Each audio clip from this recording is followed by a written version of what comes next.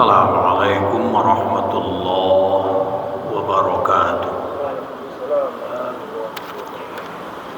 Innal hamdalillah wassalatu wassalamu ala Rasulillah wa ala alihi wa sahbihi wa man walah. Asyhadu an la ilaha illallah wahdahu la syarika lah wa asyhadu anna Muhammadan abduhu wa rasuluh sallallahu alaihi wasallam la nabiyya ba'dah. Faqala Allah ta'ala fil Qur'anil Karim, a'udzu billahi minasy syaithanir rajim. Bismillahirrahmanirrahim. Ya ayyuhalladzina amanu udkhulu fis silmi kaffah wa la tattabi'u khutuwatis syaitan innahu lakum aduwwun mubin. Shadaqallahul azim. Judul pengajian kita pada kesempatan ini, tipu muslihat syaitan.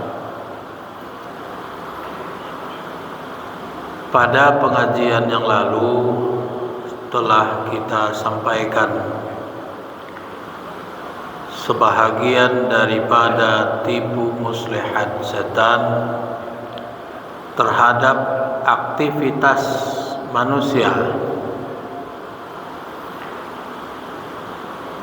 Jamaah yang berbahagia, Allah Subhanahu wa taala di ayat tadi menjelaskan, wahai orang-orang yang beriman, masuklah kamu ke dalam agama Islam secara menyeluruh dan janganlah kamu ikuti langkah-langkah syaitan, sesungguhnya syaitan itu musuh yang nyata bagi kamu. Jemaah yang berbahagia, dalam banyak penjelasan dikatakan bahwa syaitan berupaya untuk menggelincirkan manusia, baik dalam ibadahnya, dalam kepemimpinannya, dalam ketaatannya, dan dalam berbagai hal.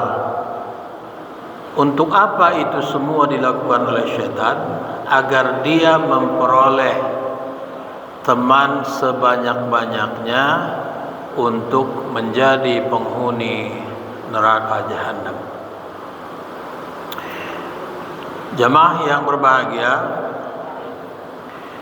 di antara tipu muslihat setan itu adalah marah dan hawa nafsu, dan ini telah kita jelaskan sebelumnya. Kemudian dengki dan rakus.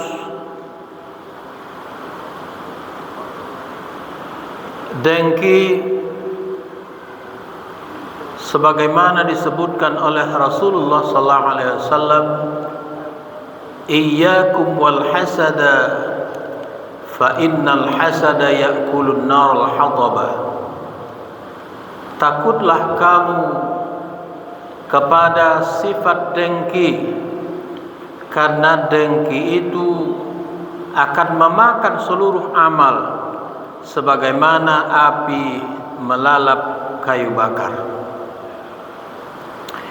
Kita merasa telah bersungguh-sungguh melakukan amal pada Allah Subhanahu wa taala, tapi di dalam diri kita ada sifat dengki, sifat iri, sifat rakus, maka sifat-sifat itu akan menggerogoti amal-amal yang telah kita lakukan, yang boleh jadi pada waktunya nanti semua kebaikan itu akan dihabiskan sedemikian rupa.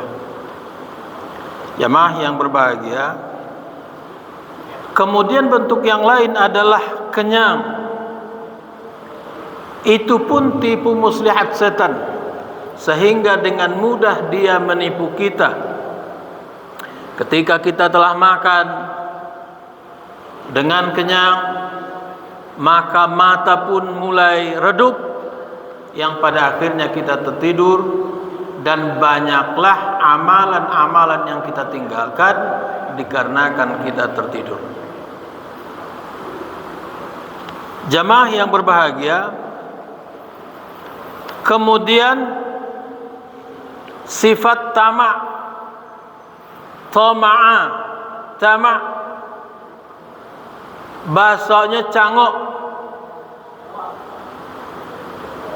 Diberikan dia satu mau dua, diberikan dua mau tiga, diberikan satu bukit emas, itu pun masih kurang baginya, karena dia adalah orang yang tamak.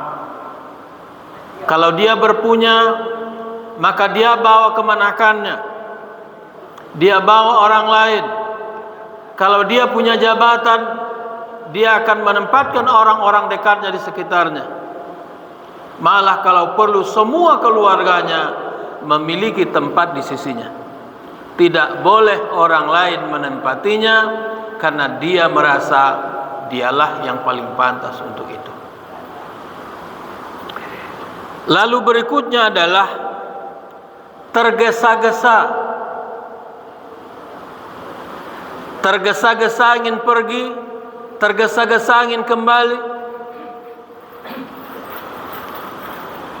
Biasanya kita tidak tergesa-gesa ke masjid, tapi tergesa-gesanya mau pulang. Apa yang dikejar? Kalau siang hari bolehlah.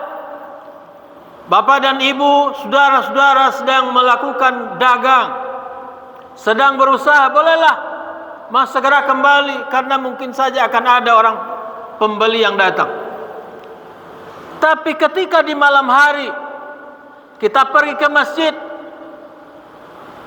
kita ingin bergegas pulang ke rumah, entah mau makan, entah mau menonton dan lain sebagainya.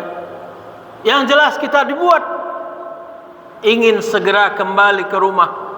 Tapi apakah yang ingin kita kerjakan di rumah? Kita tidak tahu.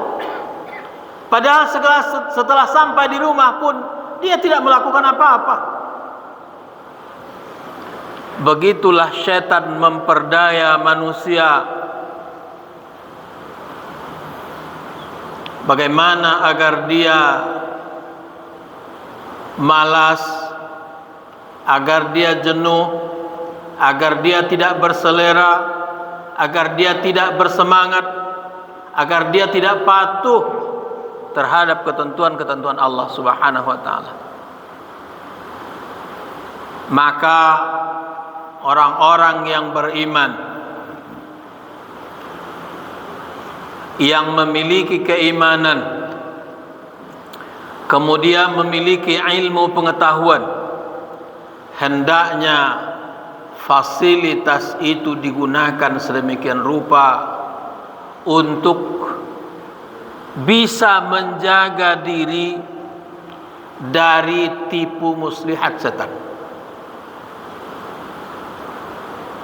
menjaga diri dari tipu daya setan.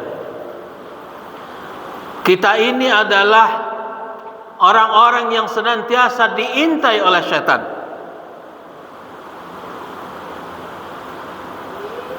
Bukan diintai di sebelah rumah kita, bukan diintai di satu tempat, tapi dia senantiasa mengintai kita kapan kita lengah dalam rangka mengingat Allah Subhanahu wa taala, maka kesempatan itu digunakan sedemikian rupa. Sehingga ketika kita di masjid pun kita terus diganggu dan diperdaya oleh syaitan. Jamaah yang berbahagia, kemudian berikutnya adalah fanatik. Fanatik kepada sesuatu, fanatik kepada guru, fanatik kepada seseorang. Kalau bukan dia yang berpendapat, tidak diterima. Seperti sebagus apapun orang menyampaikan pengajian, menyampaikan pelajaran kepadanya, dia tidak terima. Ini kata guru saya. Meskipun kemudian gurunya itu tidak benar, tapi gurunya tetap gurunya. Itu yang harus dipagainya. Padahal kita harus berpegang kepada kebenaran yang datang dari Allah Subhanahu wa taala, yang ada dalam Al-Qur'an dan hadis Rasulullah SAW. Semoga bermanfaat. Assalamualaikum warahmatullahi wabarakatuh.